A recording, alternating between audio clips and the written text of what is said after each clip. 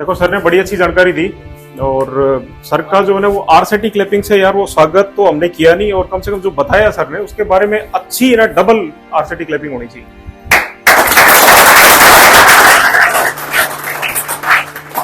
दिनेश जी आप मतलब कुछ नाराज है सर से? तो तालियां आपकी तरफ से कोई कंट्रीब्यूट हुआ नहीं। एक बार फिर अच्छी वाली सर के लिए तालियां ना भाई।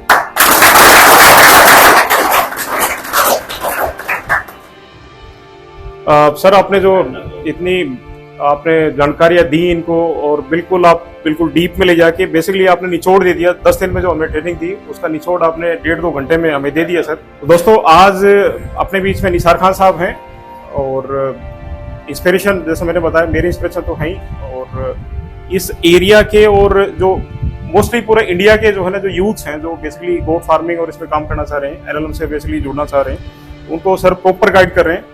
तो कम से कम 1000 लोग इनको डेली इनके पास कॉल आती है या व्हाट्सएप मैसेज आते हैं, 1000 लोगों की डेली ये मदद करते हैं। तो अपना सौभाग्य है कि भी इन्होंने हमें समय दिया। तो सर आपका आरसीटी परिवार में बहुत बहुत स्वागत सर।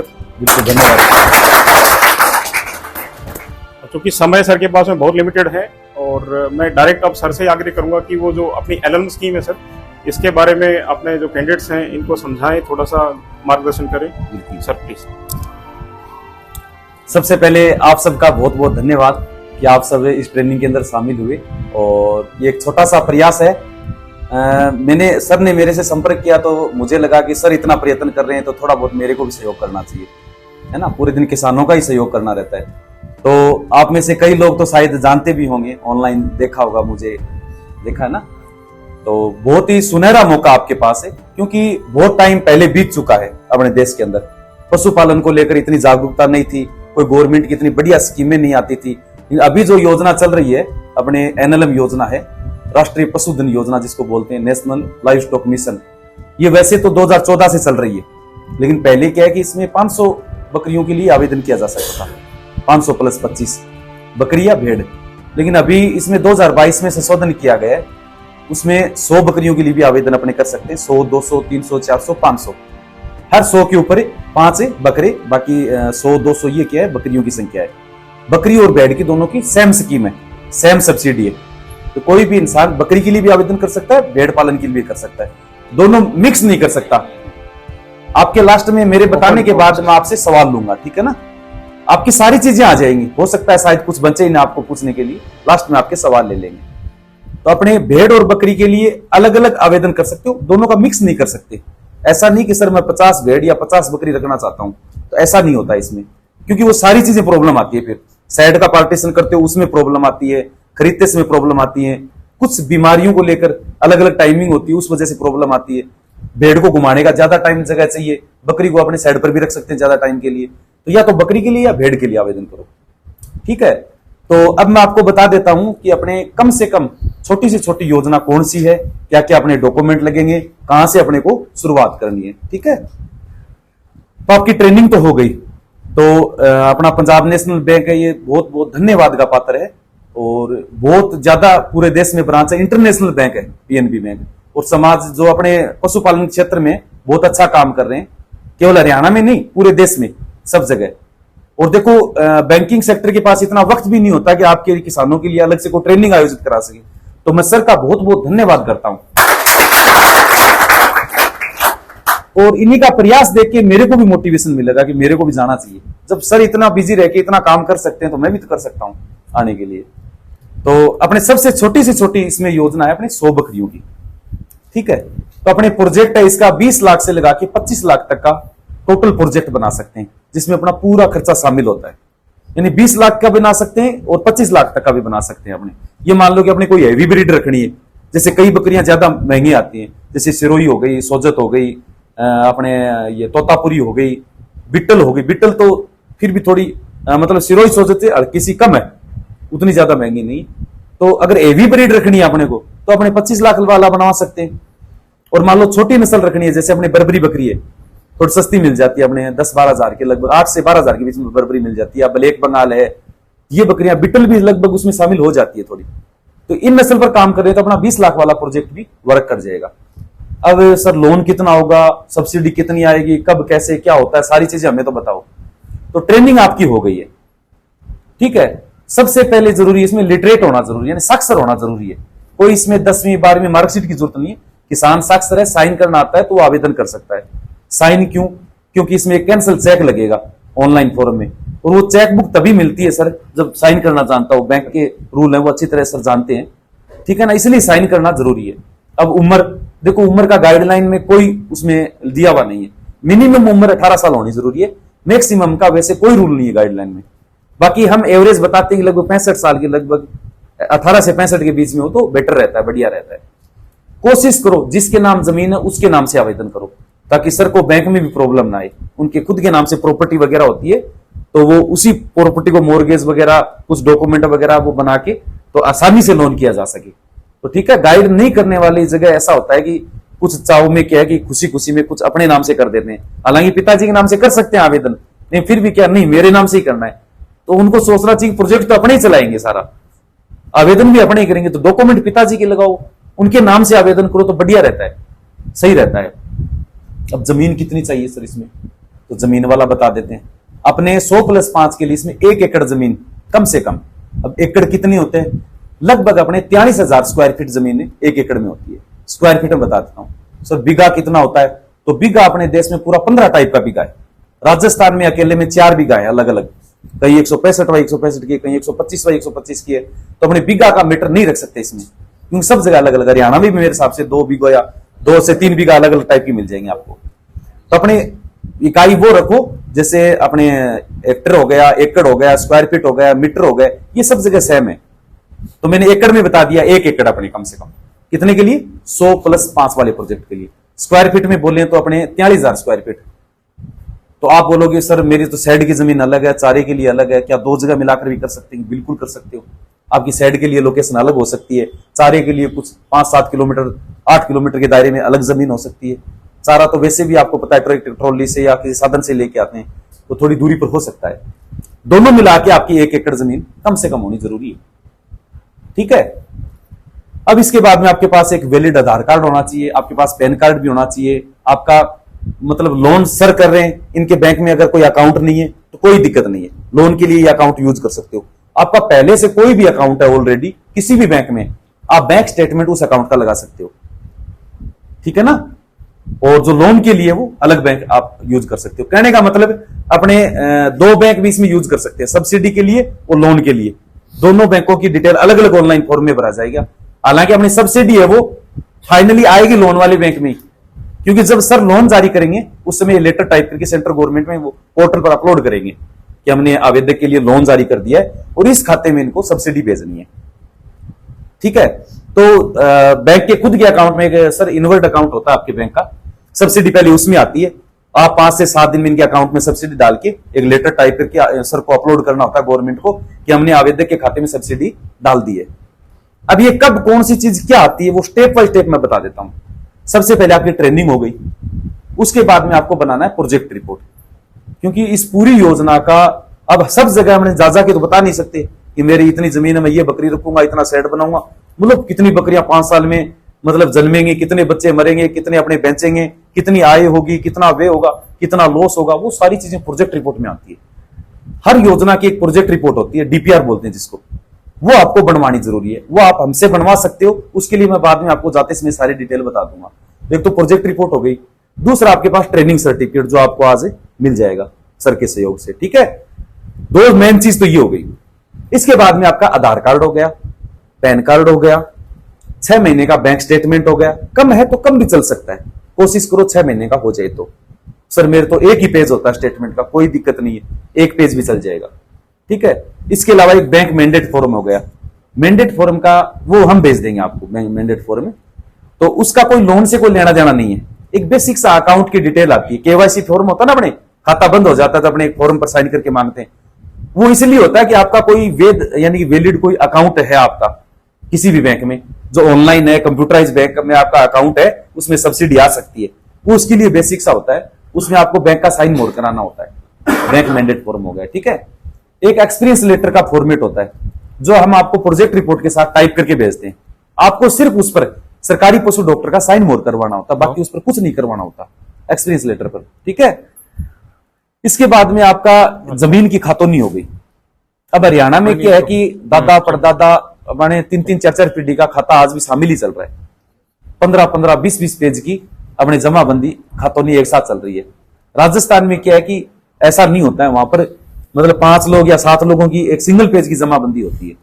लेकिन हरियाणा में अपने 35-35 पेज की जमाबंदी मैंने देखी है खातोनी, क्योंकि अपने अभी खाता विभाजन नहीं हुआ है, सारी एक में ही है। तो जमाबंदी की पीडीएफ आपको अपलोड करनी जरूरी है, बिलिंग्स अपलोड करनी जरूरी है। मान लो पिताजी के नाम से जमीन है, तब क्या करना है? तब आपको एक 500 रुपए के स्टाम्प पर आपको जमीन लिखवा के उसकी नोटरी करानी है। सर कैसे लिखानी है? वो हम जब प्रोजेक्ट रिपोर्ट आप बनवाओगे हमसे, उसके साथ आपको फॉर्मेट भेज देंगे। ठीक है, आप डिटेल लिखोगे ना, मैं प्रोजेक्ट रिपोर्ट के भेजोगे, जमीन पिताजी के नाम है, तो हम उसी हिसाब से आपको फॉर्मेट भेज देंगे। आप इस तरीके का लिखवा के स्टाम्प पर और नोटरी करवा लेना। बस आपको देख के लिखवाना और कुछ नहीं करना। यानी आपके खुद के अलावा जितने भी डॉक्यूमेंट आपको बाहर से जरूरत पड़ेंगे वो सब आपको प्रोजेक्ट रिपोर्ट के साथ मिल जाएंगे। और उनका फीस आपकी सिर्फ प्रोजेक्ट रिपोर्ट की लगेगी। बाकी जितने भी फॉर्मेट हैं, सब्सिडी तक आपको गाइड करना है, वो सारी चीजें फ्री रहेंगी आपके लिए, उनका कोई चार्ज नहीं है। ठीक है, क्योंकि एक छोटी सी चीज, एक छोटा सा फॉर्मेट होता है, वो आपको कहीं नहीं मिलेगा। कोशिश करेंगे तो बहुत ज्यादा फिरना पड़ेगा या कहीं पैसा लगेगा। हमारे पास वो पड़े होते हैं तो हम प्रोजेक्ट रिपोर्ट के साथ आवेदक की जरूरत के अनुसार हम भेज देते हैं। ठीक है, इसके बाद में अपने को आधार कार्ड पैन कार्ड आ गया, अपनी खातोनी आ गई, एक कैंसल चेक अपने कोई भी जो बैंक है उसका कैंसल चेक उसमें लगाना जरूरी है। अगर आपका सिंगल ही बैंक है, सर के बैंक में खाता है, इसी में लोन अप्लाई करना अपना, तो कोई दिक्कत ही नहीं है। इसी का चेक हो जाएगा, इसी का अपना पासबुक हो जाएगी, इसी का स्टेटमेंट हो जाएगा। ठीक है, ये 3 चीजें अकाउंट की अपने को लगानी जरूरी है। एक वो बैंक मैंडेट फॉर्म हो गया, बस ये 4 चीजें अपने को अकाउंट की लगानी जरूरी है। इसके अलावा अपनी जिस जमीन पर अपने को सेट बनाना है, वहां की एक जियो टैग फोटो होती है। मतलब एक तो साधारण कैमरे से फोटो ले ली, उसमें लिखा हुआ कुछ नहीं आता ना, लेकिन एक जियो टैग फोटो वो होती है जिसमें मतलब फोटो लेंगे तो ऑटोमेटिक उसमें एड्रेस छपा हुआ आएगा, उसमें लॉन्गिट्यूड लेटीट्यूड यानी कुछ अपने काउंटिंग के अक्षर छपे हुए आएंगे। वो लोकेशन होती है धरती पर अपनी जमीन की। ठीक है ना, वैज्ञानिक है वो कोऑर्डिनेट के हिसाब से ही काम करते हैं। मतलब एक फोटो उस ऐप से ले ली आपने, तो उसमें कोऑर्डिनेट छप के आ गए, तो फिक्स लोकेशन होगी कि धरती पर ये लोकेशन इस जगह की ये है, इसका एड्रेस है वो, जियोग्राफी में उसका एड्रेस होता है वो। तो सर वो फोटो कैसे लेनी है? तो वो भी प्रोजेक्ट रिपोर्ट के साथ हम आपको लिंक सेंड कर देंगे। ये ऐप है, प्ले स्टोर में आप जाके इंस्टॉल करो, मोबाइल के लोकेशन ऑन करो, कैमरा खुल जाएगा, आप उससे फोटो ले लेना, वो जियो टैग फोटो अपने में आ जाएगी। कहां की लेनी है? जहां सेट बनाना उस जमीन की, चारे के लिए जो जमीन है उसकी कोई फोटो नहीं लगानी, उसका केवल डॉक्यूमेंट लगाना होता है ऑनलाइन फॉर्म में। ठीक है, सेट वाली जगह की फोटो। वो जियो टैग फोटो क्यों मांगते हैं? क्योंकि अपना जो पहले से कोई सेट वगैरह बना हुआ है तो वो एनएलएम योजना में मान्य नहीं होता, क्योंकि अपने को सेट है वो स्कीम पास होने के बाद बनाना होता है। तो अपने ऑनलाइन आवेदन में खाली जमीन की फोटो लगानी होती है। और वो जियो टैग वाली फोटो क्यों मांगते हैं? कि कल को सेट बनेगा तब वही लोकेशन मैच करके दोबारा फोटो खींचेंगे। इसी लोकेशन पर इन्होंने अब स्कीम पास होने के बाद सेट बनाया है। पूरी स्कीम कंप्लीट होगी, 3 भौतिक स्थापन होते हैं इसमें शुरू से। एक भौतिक स्थापन आपका 3rd स्टेज में होगा, वो मैं आपको बताऊंगा अभी अपनी फाइल आवेदन करने के बाद कहां कहां जाएगी उसमें बता दूंगा। ठीक है, तो ये जियो टैग वाली फोटो हो गई। एक आपकी खुद की फोटो हो गई, पासपोर्ट साइज फोटो, खुद की फोटो हो गई। तो ये डॉक्यूमेंट है, मूल डॉक्यूमेंट है वो सारे इसमें लगभग आ गए, ये सारी चीजें। अच्छा, हरियाणा में 2 डॉक्यूमेंट और एक्स्ट्रा मांगते हैं, तो किसी और स्टेट में नहीं मांगते हैं। एक तो होता है एनेक्सर 9, एक नॉर्मल सा 2 पेज का फॉर्म होता है, कुछ नहीं करना होता उसमें, आपका नाम, एड्रेस और नीचे की साइड में फिर एड्रेस और आपका साइन और इधर डेट है, बस इतना ही। कोई नोटरी वगैरह कुछ नहीं करानी। वो 2 पेज का एक फॉर्म होता है, वो हम प्रोजेक्ट रिपोर्ट के साथ आपको सेंड कर देंगे। एनेक्सर 9 बोलते हैं उसको, एक शपथ टाइप का होता है इंग्लिश में। आपको भरा हुआ भी भेज देंगे कि इस तरीके से आपको नाम लिख के अपना यानी भर के देखा हुआ तो भर सकते हो कि पहले से किसी का बनाया और इसने अपना नाम लिख रखा है और योजना गोट फार्मिंग लिख रखी है, नीचे अपना एड्रेस लिख रखा, साइन कर रखा है, सब वैसा खाली फॉर्म में आप कर देना। एक ही होता है। दूसरा एक इसमें मांगते हैं बायर सेलर की रिपोर्ट, यानी बायर सेलर का मतलब कोई भी 5 लोग बकरी खरीदने वाले, कोई भी 5 लोग बकरी बेचने वाले। ये भी केवल हरियाणा में मांगते हैं, किसी और स्टेट में ये नहीं मांगते हैं।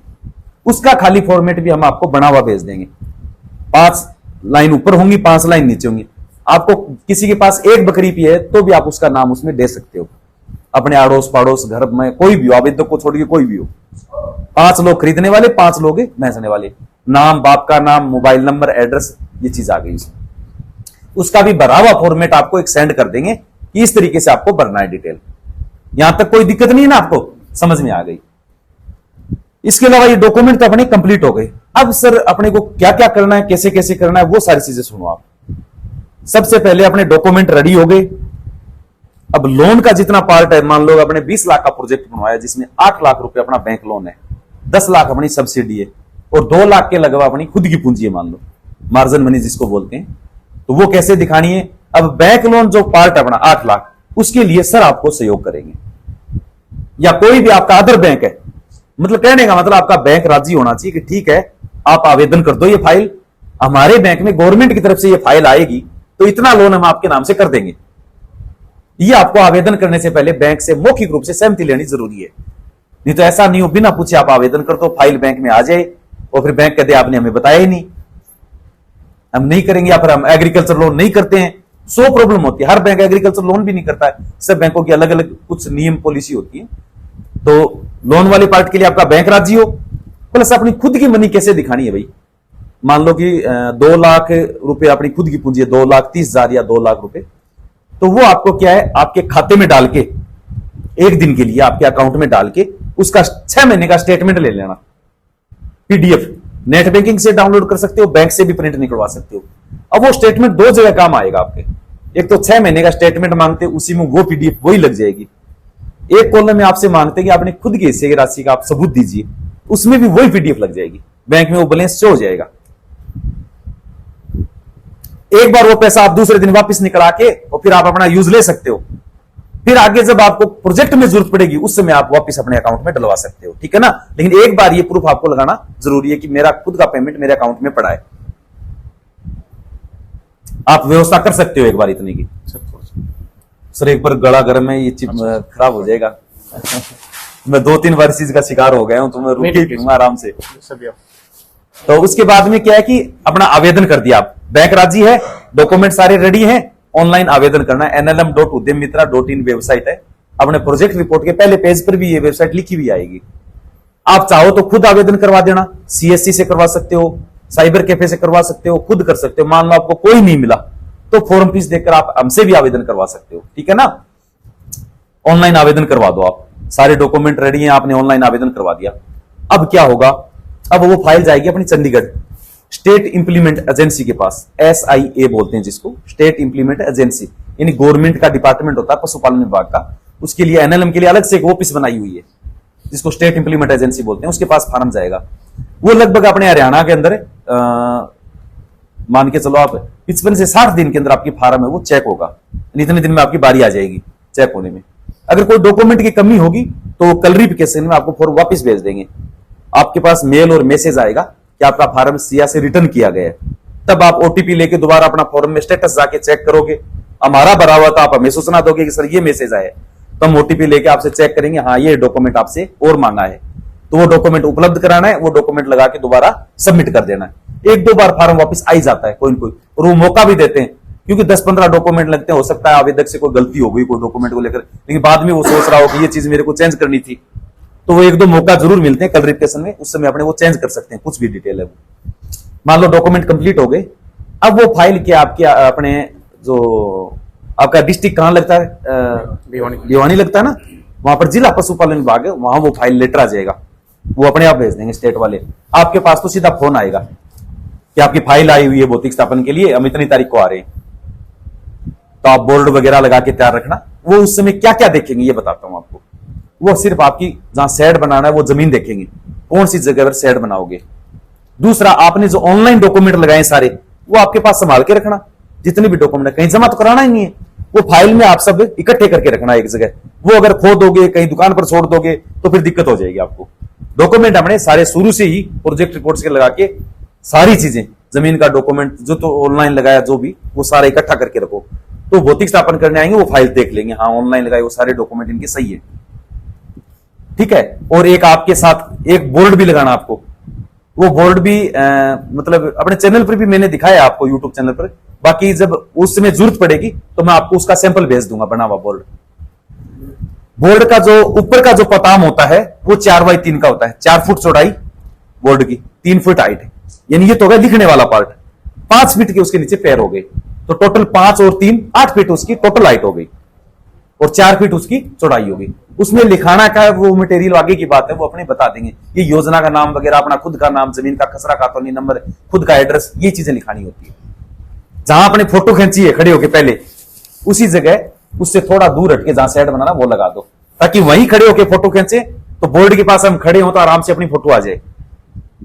ठीक है ना। मान लो यहां खड़े होके मैंने फोटो खींची थी कि मैं यहां साइड बनाऊंगा और मैं यहां खड़े होकर फोटो खींच ली, तो आप क्या करो, वो बोर्ड है यहां बीच में से लगा दो, यहीं से खींचेंगे वो फोटो आराम से, लोकेशन वही आएगी, बोर्ड भी साथ में आ जाएगा, और उसके साथ में आप भी खड़े होंगे, अधिकारी आए वो भी खड़े होंगे। तो एक तो कंबाइंड फोटो लेंगे आपकी, दूसरी आपकी सिंगल फोटो लेंगे, 2 फोटो लेंगे आपकी। ठीक है। और वो प्रिंट निकाल के, या तो आपको कह देंगे भी आप कल ये प्रिंट निकला के आपके मोबाइल से लेंगे, ज्यादातर तो आप प्रिंट निकला के दूसरे दिन आपको कहेंगे ये हमें जमा करवा देना आप। एक वो खुद फार्म लेके आएंगे भौतिक सत्यापन का 2 पेज का, उसमें कुछ नहीं 2-3 चीजें भर के आपका साइन करवाएंगे वो कि हमने भौतिक सत्यापन कर लिया, सारी चीजें इनकी देख लेंगे सही है। वो फिर क्या है कि वो डाक बना के वापस चंडीगढ़ भेज देंगे, इनका भौतिक सत्यापन हो गया है। उस समय कोई शेड वगैरह, शेड भेड़ बकरी कुछ नहीं देखेंगे वो। ठीक है। पूछ सकते हैं भी कैसे पालोगे आप, कोई नॉलेज है या नहीं, ट्रेनिंग कहां से ली, तो बेसिक से सवाल है। कई बार पूछ भी लेते हैं, कई बार नहीं भी पूछते हैं। बाकी हम किसान लोग हैं सभी, अपना मतलब ऐसे तो है नहीं कि अपने कोई वीआईपी कल्चर से जुड़ के यहाँ वापिस आए, सब अपना पुश्तैनी काम ही अपना पशुपालन का रहा है, तो नॉर्मल सी चीजें, फिर ट्रेनिंग हुई है, ये सारी जानकारी है अपने को। भौतिक स्थापन के बाद अपनी फाइल है वो वापस चली जाएगी स्टेट के पास, अब वो फाइल बैंक में आएगी। ठीक है। अब फाइल बैंक में आएगी। अब बैंक में कौन से पोर्टल पर आएगी, उद्यमी मित्रा .in एक पोर्टल है, वेबसाइट है, जो सिडबी बैंक जो अपने को सब्सिडी देता है गवर्नमेंट का, जो अच्छा 2 बैंक के अपने गवर्नमेंट के, भारत सरकार के 2 बड़े संस्थान है, एक नाबार्ड है, एक सिडबी है। नाबार्ड से पीएमजीपी योजना चलती है और अपनी सिडबी है ये एनएलएम योजना चलाती है, तो अपनी सब्सिडी आती है वो सिडबी द्वारा आती है। तो सिडबी का बनाया हुआ एक पोर्टल है जो बैंक के लिए बनाया हुआ है, लोन सिस्टम के लिए। तो उद्यमी मित्रा .in पोर्टल है, उस पर ये फाइल आ जाएगी। बैंक अपने लॉगिन आईडी पासवर्ड से उसको लॉगिन करेगा, लॉगिन करने के बाद वो फाइल आपकी पोर्टल में दिखा देगा, बैंक को संतुष्टि हो जाएगी, अपनी फाइल तो ये इनकी बैंक में आ गई। तो सर हमें कैसे पता चलेगा फाइल बैंक में आ गई है? तो जब भी फाइल बैंक में जाएगी आपके पास ईमेल और मैसेज आएगा। ठीक है। और आपकी जो पहले 2 स्टेप ग्रीन थी, एक तो फाइल फॉर्म भरने का, एक आपने डॉक्यूमेंट अपलोड किए थे, वो शुरुआत में फॉर्म भरोगे आपकी 2 स्टेप ग्रीन दिखाएगी, उसमें 6 में से 2 ग्रीन हो जाएगी फॉर्म भरते ही, और तीसरा स्टेप ग्रीन तब दिखाएगा जब आपकी फाइल बैंक में चली जाएगी स्टेट से। 3 स्टेप आपका ग्रीन दिखा देगा। ऑनलाइन ओटीपी से स्टेटस चेक करोगे ना, तो 3 आपके ग्रीन टिक दिखा देगा। अब बैंक को क्या है कि जो लोन का डॉक्यूमेंट वगैरह, जो भी फॉर्म वगैरह होता है, वो सारी फिल करवा के फाइनली वो सारा काम कंप्लीट करके फाइनली लोन सैंक्शन लेटर तैयार करके और उसी पोर्टल पर बैंक को अपलोड करना होता है। लेकिन वो आपको संपर्क करना जरूरी है फाइल आती है बैंक में। ठीक है ना। क्योंकि मैनेजर साहब के पास तो ओटीपी मैसेज आएगा नहीं, वो तो आपके पास आया, आप कहोगे तभी चेक करेंगे ना। वो तो आप बैंक में जाके बोलो सर फाइल बैंक में आ गई, ये मैसेज आया मेरे पास, ईमेल में लिखा हुआ आएगा बाकायदा कि इस बैंक में, इस ब्रांच में आपकी फाइल भेज दी गई है, जो आपने ऑनलाइन आवेदन में लोन के लिए भरी है, उसमें ऑटोमेटिक भेज देंगे वो। अब बैंक वाले वो सारा काम कंप्लीट करके लोन सैंक्शन लेटर अपलोड कर देंगे। अपलोड करने के बाद, अपलोड करते ही अपने 4 स्टेप क्या ग्रीन हो जाएंगे। 4 स्टेप ग्रीन का मतलब 4 जो कदम हमने पार कर लिए इस योजना के। अब वो फाइल अपनी कहां जाएगी, दिल्ली जाएगी स्टेट से, यानी वो 4 स्टेप इनसे तो वापस एक बार जाएगी स्टेट में, वापस चंडीगढ़, क्योंकि उनको चेक भी तो करना है ना कि लोन सैंक्शन लेटर सही अपलोड हुआ या नहीं हुआ। पहले अपने स्टेट में जाएगी 5वें स्टेप के लिए, तो वहां पर हर महीने एक मीटिंग होती है, SLEC जो कमेटी होती है उसकी मीटिंग होती है हर महीने में। तो आपके जितनी भी फाइलें महीने में बैंक से आई हुई होती हैं वो सारी उस दिन चेक करके और उनको अप्रूव करके दिल्ली भेज दिया जाता है, यानी कि सेंट्रल गवर्नमेंट के पास भेज दिया जाता है। जब स्टेट सेंट्रल गवर्नमेंट के पास स्कीम वो फाइल आपकी भेजता है तो आपका 5वां स्टेप ग्रीन हो जाएगा।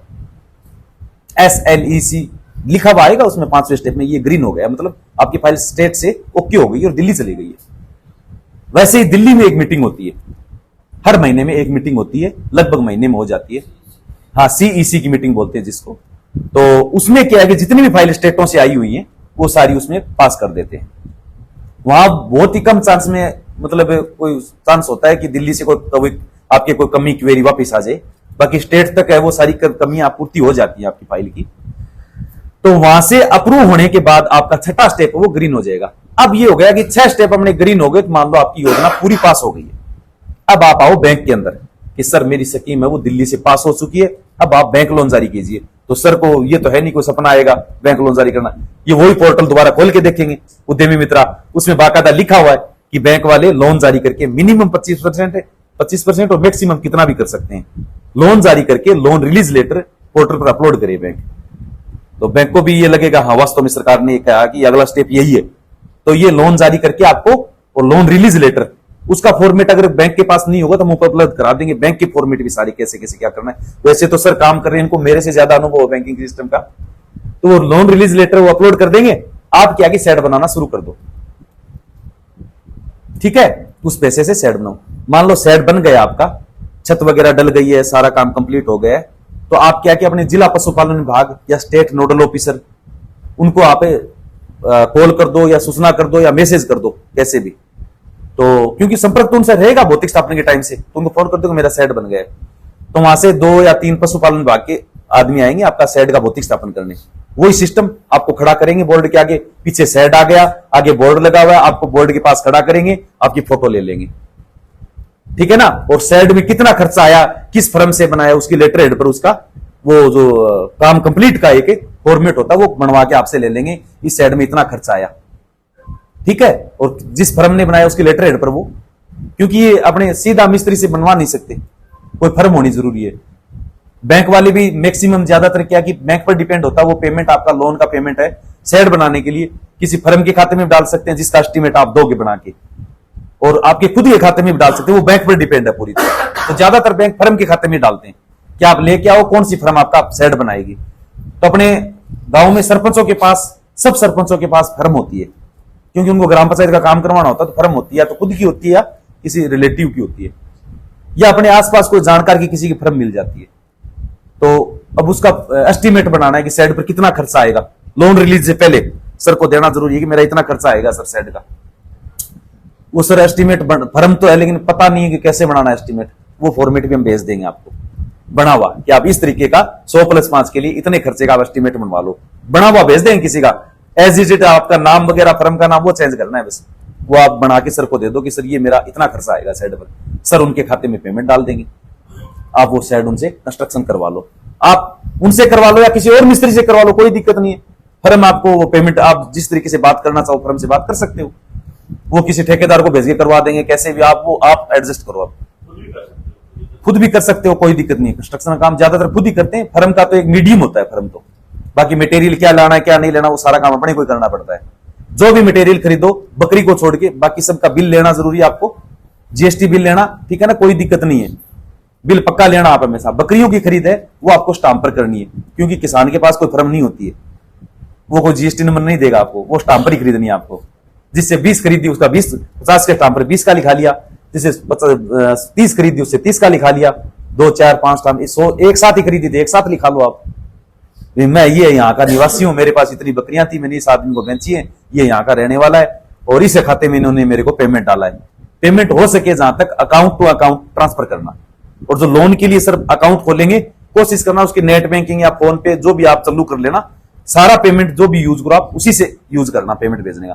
तो एक तो आपका ऑनलाइन भी रिकॉर्ड रह जाएगा पेमेंट जारी करने का, प्लस आप जो बिल बनवा रहे हो कोई भी सामान खरीदने का, जैसे टीन सेट खरीदी है तो टीन सेट का आप लाते हो, उनको बोल देना कि मैं खरीदूंगा लेकिन मेरे को जितना सामान मेरा लास्ट तक लग जाएगा मैं हिसाब करूंगा, उससे मेरे को बिल चाहिएगा पक्का। तो वो कह देगा ठीक है कोई दिक्कत नहीं, पहले ही बात कर लेना, ठीक है ना। हाँ, एंड में लास्ट में एक साथ बनवा लेना आप, जब आपका काम सेट का कंप्लीट हो जाए उस समय सेट बन गया, कोई दिक्कत नहीं है। अब भौतिक स्थापन आपका हो गया, तो वो भौतिक एक तो भौतिक स्थापन लेके चले गए, सरकार ने भेज दिया कि इनका सेट बन गया है, एक सर ने वो लेटर भेज दिया कि हमने इनका आधा लोन रिलीज कर दिया अभी सेट के लिए। ये 2 चीज कंप्लीट होनी जरूरी है, आपकी आधी सब्सिडी जारी हो जाएगी। इन दोनों में से एक काम भी नहीं हुआ ना तो सब्सिडी जारी नहीं होगी। मान लो सेट का भौतिक स्थापन नहीं हुआ या बैंक ने लोन रिलीज लेटर अपलोड नहीं किया तो गवर्नमेंट को तो लगेगा इसको तो लोन तो मिला ही नहीं, तो सेट बनाएगा कहां से वो। ये दोनों काम होने जरूरी है सब्सिडी के लिए, पहली सब्सिडी के लिए। यहां तक समझ में आ गया। अब क्या है कि अब अपने स्वतंत्र है, आधी सब्सिडी आ गई, अब बकरियां खरीदो आप, जो भी आगे का प्रोसेस है अपने प्रोजेक्ट रिपोर्ट में दिया हुआ अपने को क्या क्या खरीदना है, इतनी बकरी खरीदनी है, इतने बकरे खरीदने, एक चाप कटर मशीन लेनी है और कुछ फोडर कल्टीवेशन के लिए कुछ करना है। तो जो ट्रैक्टर वगैरह का खर्चा है बुआई जमीन का वो खर्चा है वो आप अगर 5,000 से नीचे का खर्चा है तो आप रेवेन्यू टिकट लगा के बाउचर पर करवा सकते हो। एक साधारण सी बिल बुक आती है अपने, बिना नाम की बिल बुक आती है ना मार्केट में, कैश बुक जिसको बोलते हैं, जिसको ऊपर कोई नाम नहीं होता, आप नाम लिख सकते हो ये फर्म है, इतने पैसे का ये काम करवाया मैंने। तो 5,000 से नीचे का जो काम है वो आप 5 रुपए की रेवेन्यू टिकट लगा के और उस पर अगले का साइन करवा लो कि हाँ मेरे को 5,000 रुपए या 3,000 रुपए 4,000 रुपए मेरे इस काम के लिए दिए। इधर काम लिख दो कि मैंने खेत की बिजाई करवाई है, इतना खेत है और इतना पैसे मैंने इसको दिए, ट्रैक्टर वाले के साइन करवा लो। वो फोडर कल्टीवेशन का एक उसमें होता है प्रोजेक्ट रिपोर्ट में कि मेरे को बकरियों के चारे के लिए भी थोड़ी खेती करनी है, उसका भी पेमेंट मिलता है अपने को सब्सिडी के अंदर, ठीक है ना। वो 3-4 चीजें हैं वो अपने प्रोजेक्ट रिपोर्ट में लिखी हुई आ जाएगी। तो वो सारा काम बकरियां वगैरह लिया वो आप सारी खरीद ली, बकरियां आपने कंप्लीट हो गई, पूरा प्रोजेक्ट कंप्लीट हो गया। कंप्लीट में क्या अपना शेड कंप्लीट है, पार्टीशन वगैरह हो गया, सारी बकरियां आ गई, बकरियों का इंश्योरेंस हो गया, ठीक है ना। इंश्योरेंस कैसे होगा, अपने डॉक्टर होंगे आसपास सरकारी पशु डॉक्टर, उनको बोलो कि सर मेरी बकरियां हैं और आप इनका वो मेडिकल सर्टिफिकेट बना के दो, हेल्थ सर्टिफिकेट जिसको बोलते हैं, उसको उनको बुलाओ एक दिन, वो टैग अपने पास लेके आएंगे, टैग का आपसे पैसे लेंगे लेकिन वो टैग साथ में लेके आएंगे, आपका हेल्थ सर्टिफिकेट बना देंगे बकरियों का, सुओं का, ये बकरियां इनकी फिट है और ये इनकी वैल्यू है, मतलब इतनी इतनी इनकी कीमत है। अब इंश्योरेंस कंपनी को आप किसी भी, आप स्वतंत्र हो, कोई भी इंश्योरेंस कंपनी से आप बकरियों का इंश्योरेंस करवाओ, वो आते ही क्या पूछेंगे, डॉक्टर का हेल्थ सर्टिफिकेट है, हाँ ये रहा साहब ये लो, कानों में टैग है, हाँ हाँ बिल्कुल टैग लगे हुए सबके, तो डॉक्टर टैग लगा के देगा आपको। अब वो क्या है कि आपका सभी बकरियों का इंश्योरेंस कर देंगे। पैसा कितना लगेगा, तो ये मान के चलो 6 से 7%, यानी 10,000 की बकरी कोई वैल्यू है अपनी, तो 600 से 700 रुपए आपके साल, एक पूरी साल के मतलब इंश्योरेंस का लगेगा। ये करवाना क्यों जरूरी है, क्योंकि अपने पीपीआर, एफएमडी, फिडकिया, एंट्रोटॉक्सिन में ये रोग बहुत बार आ जाते हैं, 40-40, 50 बकरियां एक साथ मर जाती हैं, तो वो मरेंगी तो अपनी नहीं मरेंगी फिर। यानी चोरी को छोड़ के किसी भी तरीके का नुकसान हो बकरियों को, अपने को क्लेम मिलेगा। क्लेम कितना मिलेगा, जो डॉक्टर ने आपके मेडिकल सर्टिफिकेट में लिखा कि ये बकरी की कीमत इतनी है, और उसी के हिसाब से अपने को वो लोन के लिए पेमेंट देना है और उसी के हिसाब से अपने को क्लेम मिलेगा। उसमें से 1,000 रुपए या 700 या 600, 500 से 1,000 के बीच में आपकी फाइल चार्ज कटेगा, बाकी पूरा पेमेंट आपको मिल जाएगा जो डॉक्टर ने लिखा था। बकरी मर गई तो मरते ही तुरंत पॉलिसी के ऊपर नंबर होता है ऑफिस का, इंश्योरेंस को, पुलिस का, उनको फोन करो कि सर मेरी बकरी मर गई है, आप 24 घंटे के अंदर अंदर आपके पास डॉक्टर पहुंचेगा, जहां बकरी है वो आपको वहीं रखे रहने दो, उसको हिलाना ही नहीं है। मतलब इधर थोड़ा साइड में कर सकते हो अगर अड़चन आ रही है तो, बाकी ऐसा नहीं कि खेत में अगर किसी कुत्ते ने काट लिया था वो उठा के घर ले आए, ऐसा नहीं करना है। वो बाकायदा वैसे ही होता है जैसे इंसान का जो पोस्टमार्टम होता है, उस समय वो कहां से कुत्ते ने मारा है, किधर से आया है ना, किधर से इसने वो कोशिश की है बचने की, वो सारी चीजें वो देखता है डॉक्टर आके। ऐसा पता कैसे चलेगा कि ये कुत्ते ने मारा है, आपने मार के डाला है ना। मौका मुआयना जरूरी होता है किसी भी दुर्घटना के लिए। तो जहां दुर्घटना हुई है, किसी कहीं पर कुत्ते ने फाड़ा है या कोई जानवर ने, जंगली ने अपने बाड़े के अंदर या बाहर चराते समय फाड़ लिया है, तो वहीं उस बकरी को रखो, कोई दिक्कत नहीं। आप 12 घंटे 24 घंटे आपकी थोड़ी जिम्मेदारी बनती है उसकी केयर करना है, रखना उसको। जैसे डॉक्टर आ जाएगा, वो कंपनी अपने आप डॉक्टर भेज देगी, वो आके देख लेगा, हाँ ठीक है बकरी कुत्ते नहीं काटा इसको, वो रिपोर्ट बना के अब उसको तुरंत आप दफना दो, मतलब उसको गाड़ दो, कुछ भी करो आप उसको। तो उसका विदिन आपकी मान के चलो कि कई कंपनियां तो 7 डे में क्लेम कर देती है, कई कंपनियां 30 दिन के अंदर पेमेंट आ जाता है उसका। अब मान लो 50 बकरियां मर गई, तो अपने इंश्योरेंस के पैसे से कोई किसान नहीं मरेगा 600-700 में, लेकिन आप 50 बकरियों की कीमत जोड़ के देखो, 12,000 की भी एक बकरी मान के चलो तो 12×5 = 60, 6 लाख रुपए हो गए। मतलब दोबारा उठने की हिम्मत ही नहीं रहेगी, इसीलिए बहुत सारे फार्म बंद हो जाते हैं। वो तो भरना ही पड़ेगा आपको। मैनेजर साहब को ड्रेस शुरू से ये था कि मर गई तो ये लोन कैसे भरेगा, और वही बात हो जाती है फिर। लेकिन अगर इंश्योरेंस होगा तो अपने को नो टेंशन। यही तो कमर्शियल फार्मिंग होती है, जीरो रिस्क। ज्यादा से ज्यादा नुकसान क्या हो सकता है, मरेंगी तो उससे ज्यादा नुकसान क्या हो सकता है। भी थाकल है तो चरा के मोटी कर लेंगे, है ना, और बच्चा नहीं दे रही है तो या मान के चलो कि अपने को एक्सचेंज कर लेंगे, वो बेच के दूसरी ले आएंगे, और हर चीज का इलाज है। लेकिन बड़ा नुकसान किस चीज का, मरने का ज्यादा से ज्यादा, उसमें ही अपना ये कवर हो जाएगा। चोरी में मामला फिट नहीं बैठेगा इसमें इंश्योरेंस में, क्योंकि बहुत सारे लोगों ने चोरी में गड़बड़ की, खुद गायब करवा देते हैं और सूचना दे देते हैं कि सर मेरे तो चोरी हो गई। तो चोरी में कंपनी विश्वास नहीं करेगी, वो आपकी जिम्मेदारी है कि चोरी ना हो बकरी। बाकी दुर्घटना में मर गई, किसी भी हालत में मरो, उसमें आपको क्लेम मिलेगा। ये अपने शायद 2 संडे को छोड़ के उससे पहले संडे को यूनाइटेड इंडिया इंश्योरेंस के जो अपने अधिकारी थे जयपुर से, इस इंश्योरेंस करते हैं पशुपालन का, वो मेरे साथ लाइव जुड़े थे। 1 घंटा की अपने यूट्यूब पर क्लास है संडे लाइव के अंदर 9 बजे की, वो आप देखना, इंश्योरेंस को लेकर है। उनको पूरे सवालों के जवाब उन्होंने दिए उसके ऊपर। तो मरने वाली टेंशन खत्म अपने, ठीक है। बकरियां ले आए, कोई भौतिक स्थापन होगा, वो आ जाएंगे, कंप्लीट होने के बाद आपकी बची हुई सब्सिडी भी आ जाएगी। हाँ, कई बार क्या होता है, कई कंपनियों का सिस्टम होता है कि मान लो कि आकाशीय बिजली गिरना या तूफान गिरना, भूकंप से एक साथ बड़ी तबाही हो गई, यानी कई बार होता ना किसान मतलब पूरी तरह रोड पर आ जाता है। ऐसे मामलों में क्या है कि तुरंत उसको, क्योंकि एक इंसान को पैसा उसकी भरपाई तो नहीं कर सकता, लेकिन पैसा ऐसी चीज होता है कि इंसान को थोड़ा मनोबल जरूर दे देता है ना। दुख की घड़ी में महीने बाद आए तब तक तो वो नूनो आंसू तो रो लेता है, और वो 5-7 दिन में मिल जाए तो थोड़ा सा उसको अंदर से क्या है, सारा मिल जाए, चलो कोई दिक्कत, नुकसान हुआ लेकिन अपनी भरपाई हो गई वापस। तो कोशिश करते हुए 1 वीक में या 24 घंटे 48 घंटे में, क्योंकि प्रशासन भी आ जाता है ना, कई बार ज्यादा नुकसान होता है तब अपने SDM तहसीलदार वगैरह भी आ जाते हैं, किसान को नुकसान हो गया। हमारे पास में एक जोड़ के अंदर भेड़ों का रेवड़ था, उसके लगभग 100-150 भेड़ें थी, और वो तो चरा रहा था, तो खेती का टाइम था, तो मोटरसाइकिल पे कोई जाते हुए क्या है कि यूरिया का कट्टा फट गया, वो रोड की साइड में यूरिया बिखर गई पूरी, वो टिल्ले पर बैठा रहा और भेड़ क्या है वो पूरी यूरिया चाट गई। तो पूरा जो जोड़ था पूरा भेड़ों से भर गया, मर के, यानी जमीन पर भेड़ ही भेड़ मर के, यानी वो मान के चलो 1 घंटे में पूरा कंगाल हो गया। तो प्रशासन आया पूरा, कोई इंश्योरेंस वगैरह नहीं था, तो सरकार ने सहायता की, सरपंच ने की, हमारे आसपास के जितने भी रेवड़दारी थे जो बकरी पालक रेवड़, उन्होंने अपने रियाड़े से 1-1 2-2 भेड़े उसको गिफ्ट की अपनी तरफ से। बोलो, उसका वापस उतना पूरा तो नहीं हुआ, लेकिन उसका कुछ ना कुछ उसका जुगाड़ उसका ऐसा कर दिया कि उसको वापस जीने लायक सारा मिल जाए, ठीक है ना। तो ऐसे हालात भी हो जाते हैं। अगर उसका इंश्योरेंस होता तो किसी के आगे हाथ फैलाने की या अपने आप को कमजोर समझने की जरूरत ना होती उसको।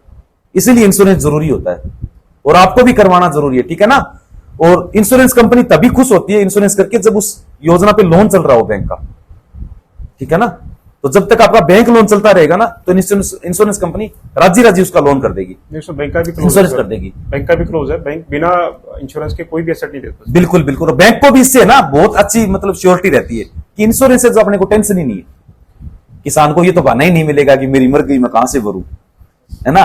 और कोई बहाना होती नहीं, ये ऐसा जी बहाना थोड़ी सर ब्याही को नहीं मैं क्या भरूं, वो तो बोल ही नहीं सकता है। मैं तो मरने वाला है, तो बैंक को वो तो ऐसा है मर गई तो क्लेम मिलेगा भाई, तेरे को टेंशन क्या है। हाँ, प्रेग्नेंट है उसको क्लेम, हाँ बिल्कुल, जो अंदर बच्चा है उसका नहीं मिलेगा, क्योंकि उसका प्रीमियम ही नहीं लिया उन्होंने। और ज्यादातर कंपनियां क्या कि 12 महीने के जो बच्चा हो जाता है ना, 11-12 महीने का, उसका इंश्योरेंस वो शुरू करते हैं, क्योंकि 11-12 महीने तक श्योरिटी नहीं होती, अपने उसको बेच भी सकते हैं, अगर बकरा है तो अपने कटिंग के लिए भी दे सकते हैं या किसी को सेल भी कर सकते हैं। 12 महीने की बकरी मेच्योर हो जाती है, ब्याने लायक, वो मेल मूल दल वो बांधा जाता है। मर गई तो उस बकरी का क्लेम मिलेगा आपको, अंदर बच्चा है उसका नहीं मिलेगा। क्यों? क्योंकि उस बच्चे का अभी तक अपने को इंश्योरेंस नहीं हुआ, एक जीव का हुआ है, अंदर वाले बच्चे का नहीं मिलेगा क्लेम आपको। और अपने मन में NLM को लेकर, बकरी पालन को लेकर कोई भी सवाल आपके मन, एनीथिंग कटे का भी हो, पूछ लो आप। एक बार देखो, जो सवाल पूछना है वो थोड़ा खड़ा होके एक बार हाथ खड़ा कर दीजिएगा अपना ऊपर, और फिर उसको अनुमति मिलेगी तो खड़ा होके पूछ ले। कोई भी सवाल है, किसी भी तरह की हिचक है, वो पूछ सकते हैं। बिल्कुल बिल्कुल, अभी तो आपके सामने हो, फिर आप व्हाट्सएप पर पूछोगे, मेरे को टाइम नहीं पहले मिलेगा। नाम बताना है आपने। मेरा नाम संदीप है। हाँ हाँ और हाँ, मैं ये पूछ रहा हूँ सर, जो अपन बकरी ले ली 25 साल की, अच्छा, उसमें डॉक्टर उसमें इंश्योरेंस करेगा, अब कीमत दिखाएं उसी हिसाब से इंश्योरेंस करेगा, या वो अब बस के आप मैं समझ गया आपकी बात। आप चाहे बकरी 75,000 की ले आओ, लेकिन डॉक्टर, सरकारी पशु डॉक्टर को पता है कि इसकी मार्केट से वैल्यू क्या है, क्योंकि वो तो किसान ने मांगा और आपने दे दिया, वो कोई मार्केट वैल्यू नहीं है, वो मार्केट वैल्यू नहीं है। आपके पास बोर बकरी है और कहीं है नहीं, आपके पास है, मान लो एक ही सेव की रेडी लगी हुई है और कोई रेडी आसपास है नहीं, और मेरे को खाना है, तो वो चाहे 500 में बेचे, मेरे को तो लेना है, तो वो कोई मार्केट वैल्यू नहीं है सेव की, वो मजबूरी की वैल्यू है। तो रियल वैल्यू वो डॉक्टर निर्धारित कर देगा, चाहे वो 15,000 हो, 17,000 हो, उस तरीके से वो निर्धारित करेगा, ठीक है ना। एक इसमें छोटी सी और है सर, स्कीमेटिक है, इसमें जो रेट है पशु के या फिर जैसे आपकी बकरी है, वो नाबार्ड डिसाइड करता है। नाबार्ड जो है ना वो बेसिकली एक कमेटी होती है SLBC, state level banker committee, उसमें वो रेट अप्रूव होते हैं हर साल के। जैसे स्केल ऑफ फाइनेंस, एक कृषि भूमि है उसके ऊपर कितना आपने लोन देना है, तो वो भी SLBC डिसाइड करती है। बिल्कुल बिल्कुल। तो उस SLBC में वो पशु का रेट भी निर्धारित है।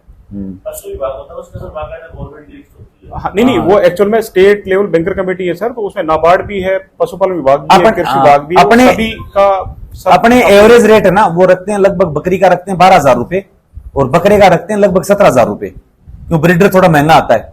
ये कटिंग के लिए नहीं है, ये ब्रीडर वो है जो अपने ब्रीडिंग के लिए लेके आ रहे हैं, तो अगले ने उसको एक्स्ट्रा सारा खिला के पाला होगा ना, अनाज दाना देके उसको बहुत ज्यादा उस पर खर्चा किया होगा, तो 17,000 रुपए उसकी मान के चलते हैं और बकरी की वैल्यू अपनी 12,000 मान के चलते हैं।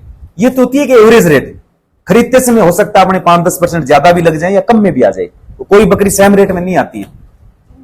हाँ जी प्लीज एक बार है ना, देखो इसको है ना डिस्कस आप बाद में अपने आप कर लीजिएगा, कोई दिक्कत नहीं है। पहले आप मेरा जो फायदा उठा सकते हो वो उठाओ, आपस में तो आप यहीं रहोगे, कभी बात कर लेना। ये 5 मिनट है ना, थोड़ा सा ये प्लीज एक बार फोन पे बंद कर दीजिए भाई साहब, ये इस तरीके से नहीं है, देखो बड़ा कीमती समय है और आभारी है सर ने इतना समय दिया। अच्छा, जितना मैंने बताया मतलब ये क्या है कि मैंने योजना के स्टेप वगैरह ये बताए, समझाने के लिए बताएं, आपको रियल में ऐसा पता भी नहीं चलेगा, सारा काम ऑनलाइन अपने आप होता जाएगा, आपका तो काम आवेदन कराने तक का है, ठीक है ना। बाकी काम तो बैंक में आ गई फाइल, तो आपको सूचना देने की सर फाइल आ गई, ये आपसे मांगेंगे वो डॉक्यूमेंट देना, ये अपने आप करेंगे, वो क्या सैंक्शन करना है, क्या बनाना है, क्या अपलोड करना है, स्मैक करेंगे।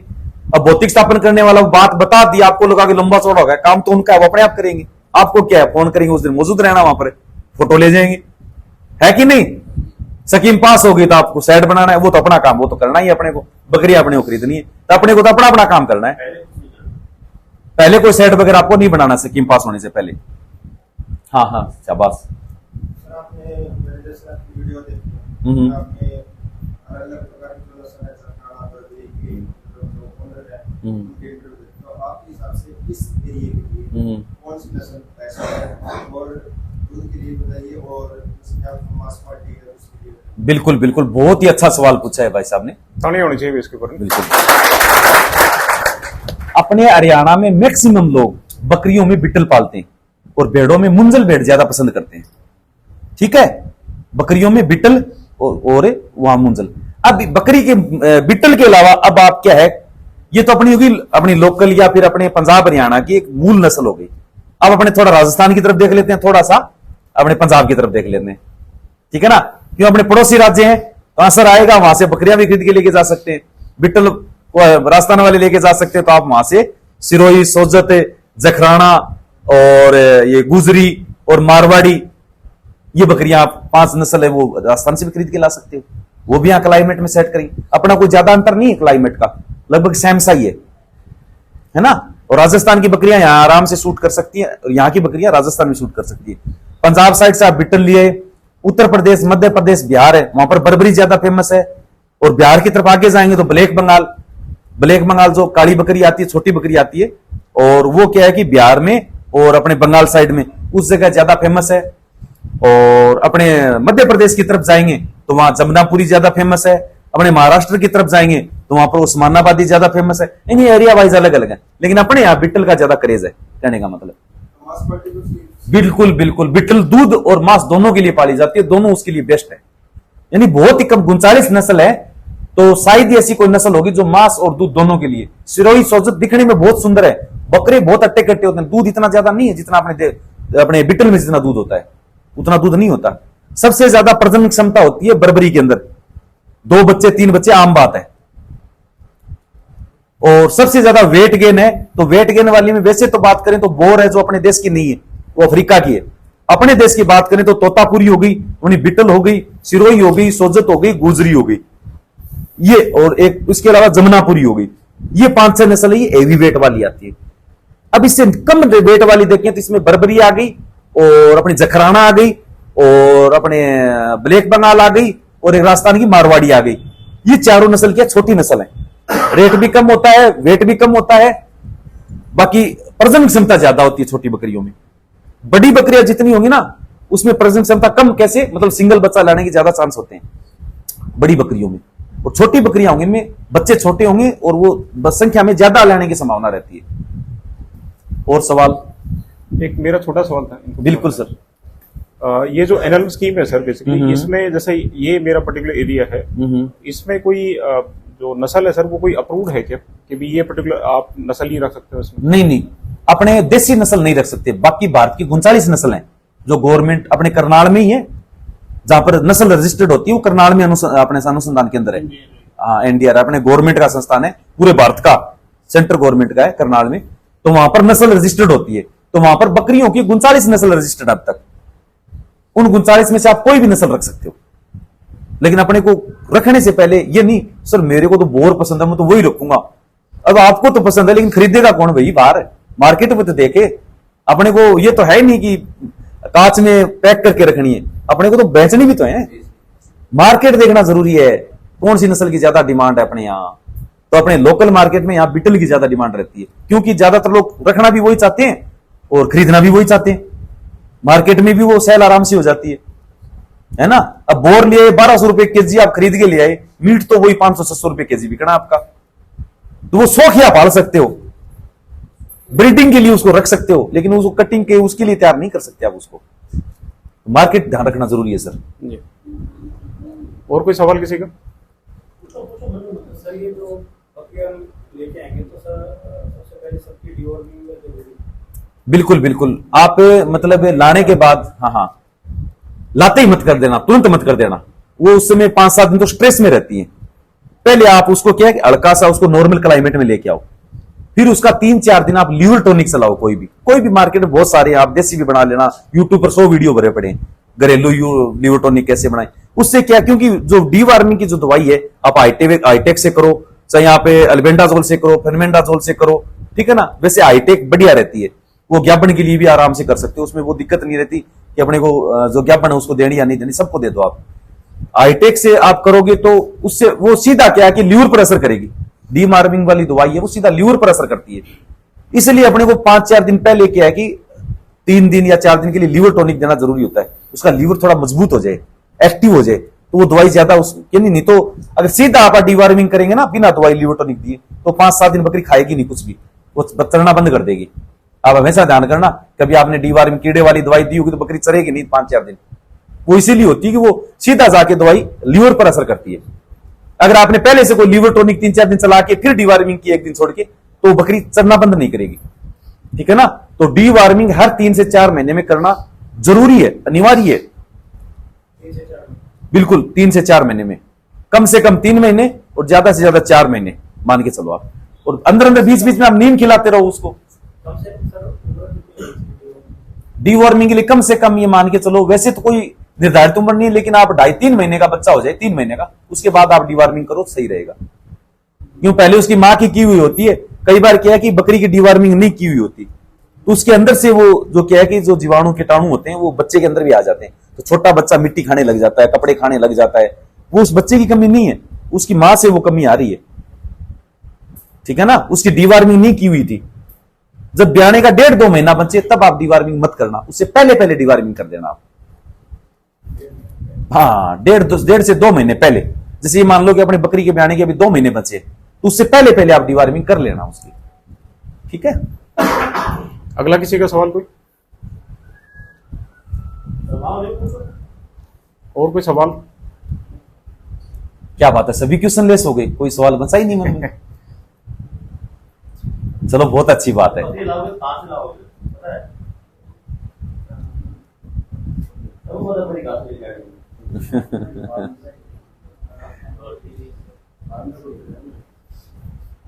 और कभी भी बकरी खरीदो तो कभी जो अपने दलाल होते हैं उनके चक्कर में कभी मत पड़ना। यूट्यूब फेसबुक पर देख जरूर लेना, लेकिन कहीं होम डिलीवरी मत कर देना घर बैठे, ठीक है ना। एडवांस पैसे मंगा के पता नहीं क्या पहुंचाएंगे आपको। जो डायरेक्ट किसान होता है, अपने जैसा किसान है जिसने गांव में खेत में फार्म कर रखा है, उनसे बकरियां खरीदना, ठीक है ना। कई लोग ऐसे होते हैं जो बकरियां रखते नहीं खुद, उनका काम केवल खरीदना और आप तक पहुंचाना। एडवांस पेमेंट ले लिया, इतने दिन में आपको बकरी मिल जाए, फिर वो जाएंगे अड़का माल देखेंगे, कटिंग का कौन सा माल है। यानी जो बकरियां ब्याने लायक नहीं है, किसान वो सोचता है कि वो बेच देता है सस्ते दाम में। और आपको ध्यान रखना हमेशा, जो बहुत ज्यादा मोटी ताजी बकरे जैसी बकरी होगी वो उसके 90% चांस है कि वो ब्याएगी नहीं, वो कटिंग का माल होता है। और आप यूट्यूब वीडियो में देख ले तो हो इतनी सुंदर बकरी, इतनी मोटी ताजी, कितना लोगे? वो बकरी असल में चर्बी उसके ऊपर घूम गई है, वो ज्ञापन होगी नहीं। हाँ, आप ये मत देखना कि बकरी थोड़ी कमजोर है, थाकल है, वो प्रजनन क्षमता उसकी ज्यादा मिलती है आपको। और बकरे जैसी बकरी है, चर्बी फुल चढ़ी हुई है, मोटी ताजी, चलते ऐसे खूबसूरत लगती है, मुर्रा भैंस जैसी। तो उस पर कभी ये मत सोच लेना कि ये बकरी बहुत बेस्ट है। वो बांझ रहने का ज्यादा चांस उस पर रहता है कि उसकी चर्बी उसके शरीर में ज्यादा हो गई है ना। तो ये ध्यान रखना आप। जो गवर्नमेंट ये फार्म्स हैं सर, हाँ, इन्होंने जो एनएलएम में दे रखे हैं, हाँ, यहां से भी खरीद सकते हो, लेकिन वहां पर क्या है कि थोड़ा नंबर आना मुश्किल होता है, अपने से दूरी भी ज्यादा हो जाती है। जो नस्ल अपने जहां चाहते हैं वहां मिलती नहीं है वो, और वेटिंग टाइम काफी ज्यादा हो जाता है। ठीक है ना। अपने कोशिश करेंगे जल्दी, जितना जल्दी हो सके 12 महीने 150 साल में अपना खुद का फार्म भी वो एनएलएम वाली लिस्ट में ऐड हो जाएगा। और कोई सवाल आपके मन में? एक सवाल सर मेरा है कि दो पूछो सर। Thank you.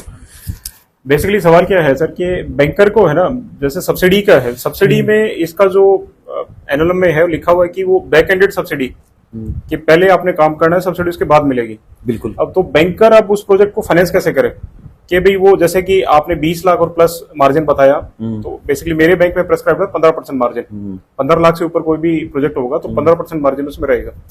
तो अब समस्या ये आती है कि वो जो सब्सिडी है उसको फाइनेंस कैसा कैसे करे, क्योंकि सब्सिडी आएगी बाद में, तो बैंकर तो बेसिकली सोचेगा पहले सेड उसका तैयार हो, तो वो फाइनेंस कैसे करे सर उसको?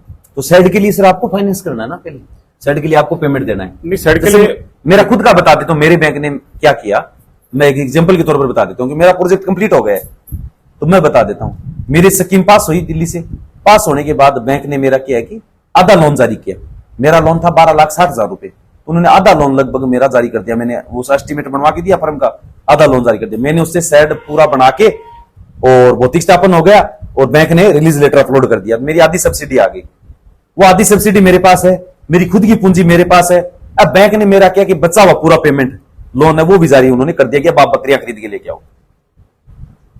क्योंकि बैंक जो बेसिकली कंसिडर करेगा ना सर, पूरे प्रोजेक्ट को ही कंसिडर करेगा। बिल्कुल बिल्कुल। आप सपोज करो कि भी इनका 6 से 7 लाख रुपए सेट का है सर, बैंक ने 10 लाख ही देना है, तो बैंक बाद में ये सोचता है कि 6-7 लाख तो मैंने दे दिया, इनकेस अगर इनकी सब्सिडी लेट होती है या फिर किसी वजह से रिजेक्ट हो जाती है, रिजेक्शन के चांसेस तो बहुत कम है लेकिन लेट हो जाती है, तो वो जो प्रोजेक्ट पूरा कंप्लीट होने में ना बड़ा टाइम लग रहा है। तो आप मोर्गेज लो ना इनसे, मतलब बैंक कोई ठेकेदार नहीं होता योजना का पूरा कि पूरा ठेका हमने ले लिया है। बैंक को सिर्फ अपने लोन से मतलब होता है, वो उसके बदले में गारंटी या मोर्गेज ले सकता है। योजना फेल हो पास हो बैंक को कोई मतलब नहीं है, उन्होंने जो गारंटी ली वो जब्त कर ले बैंक, वो अपनी भरपाई कर ले बस। नहीं उसमें बाकी ये इशू नहीं है। बैंक ठेकेदार तभी बन सकता है, मतलब पूरे उसका मतलब पूरे कमांड का कि पूरा बैंक के अंडर में, जब बैंक सब्सिडी की भी गारंटी ले तब बैंक उसका गारंटर बन सकता है। अब सब्सिडी आए ना आए बैंक को कोई मतलब नहीं है, तो इसका मतलब पूरे प्रोजेक्ट से भी बैंक को पूरा मतलब एक एक चीज से पूरे को बैंक से कोई लेना देना नहीं है। बैंक को सिर्फ क्या है कि लोन वाला पार्ट है वो उनको रिलीज करना है, उतने का उनसे मोर्गेज लेना है, उतने को उनको पूरा कवर करना है।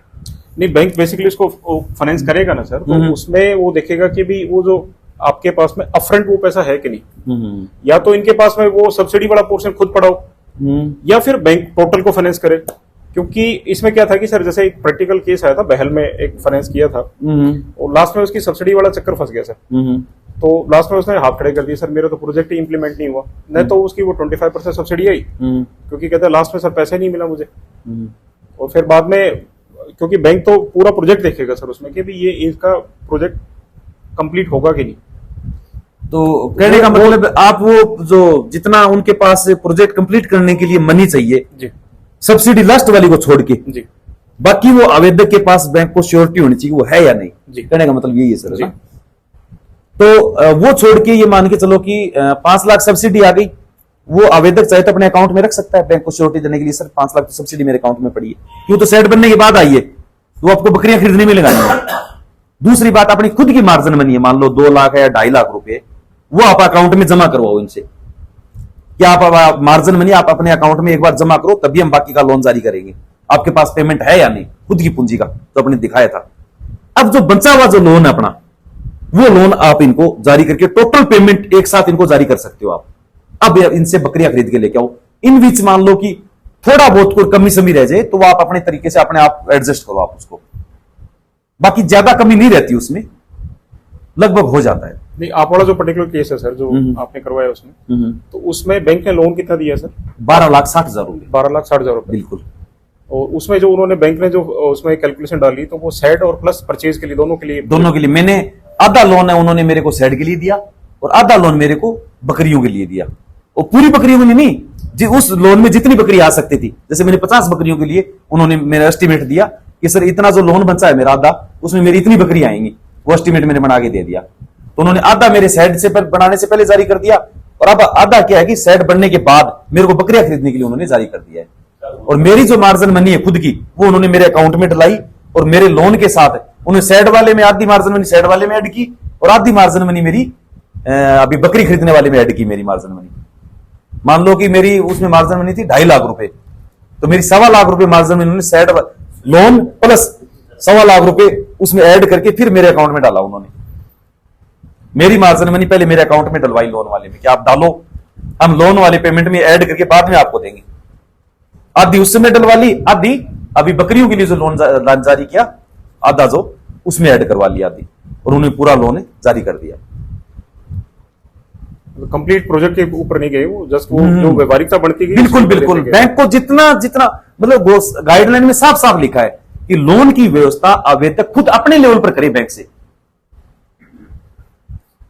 सरकार को कोई मतलब नहीं है कि किस बैंक ने आपका लोन किया है, किस मतलब आधार पर, किस शर्त पर किया है, आपसे क्या उसका मतलब मोर्गेज लिया है या बिना मोर्गेज के। गवर्नमेंट को कोई लेना देना नहीं उससे।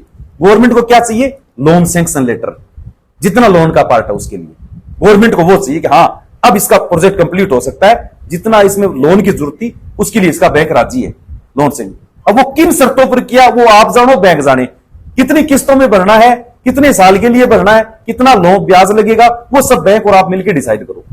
सरकार को उससे कोई मतलब नहीं है। ये है सर इसमें। जैसे वो मॉड्यूल 1 मॉड्यूल 2 है सर। मॉड्यूल 1 का तो वो आपने बताया कि 25% बैंक ने रिलीज कर दिया और वो सब्सिडी आ जाती है सर सिडबी के थ्रू, बैंक के हेड ऑफिस में जाएगी, फिर हेड ऑफिस जो है ना हाँ, आपके ऑफिस अकाउंट में डालेगा। बिल्कुल बिल्कुल बिल्कुल। सेकंड में जानना चाहता सर, जो मॉड्यूल 2 की जो सब्सिडी है उसमें कितना उसमें गैप रहता है सर? वो कितने टाइम फ्रेम के बाद में आ जाती है? वो लगभग सर आपका प्रोजेक्ट कंप्लीट हो गया, भौतिक स्थापन हो गया, उसके बाद में मान के चलो कि लास्ट 2 महीने मेरी 1 महीने में सब्सिडी आ गई। सेट बनने के बाद भौतिक स्थापन के 1 महीने बाद मेरी सब्सिडी अकाउंट में आ गई, फर्स्ट सब्सिडी। क्योंकि सेकंड में सर यहाँ जो हमने वो डिप्टी डायरेक्टर बुलाए थे बेसिकली वो, क्योंकि इस डिस्ट्रिक्ट के वो परियोजना अधिकारी भी हैं इसके, तो उन्होंने बताया कि जब तक वो आपका मतलब ग्याबड़ नहीं होती ना बकरियां, तो तब तक वो सेकंड सब्सिडी नहीं आएगी सर आपकी।